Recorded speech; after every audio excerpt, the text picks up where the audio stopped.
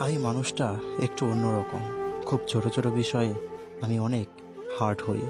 আমি কি চাই, কেন চাই, তা কাউকে বোঝাতে পারি না। কাছের মানুষদের ওপর অনেক বেশি প্রত্যাশা করে ফেলি। ধরে নেই তারা আমাকে বুঝবে, আমার সকল ইচ্ছের মূল্য দেবে। কিন্তু এসবের কিছুই হয় না। পরবর্তীতে এগুলো ভেবে নিজেই কষ্ট পাই আর আফসোস করে কেন যে এত আপন ভাবতে গেলাম। পর তো ভালোই ছিল। নিজের পুরো জীবনটা আমি নিজের হাতে নষ্ট করে দিচ্ছি। না বাঁচার মতো বেঁচে থাকছি, না মৃত্যুর পর ভালো থাকবো সেই রকম কিছু করছি। শুধুমাত্র দুশ্চিন্তা ভর্তি মাথায় নিয়ে কোনো রকম দিনগুলো পাড়ি দিয়ে যাচ্ছি। না ভবিষ্যৎ নিয়ে ভাবছি, না বর্তমান সময়ে ভালো আছি।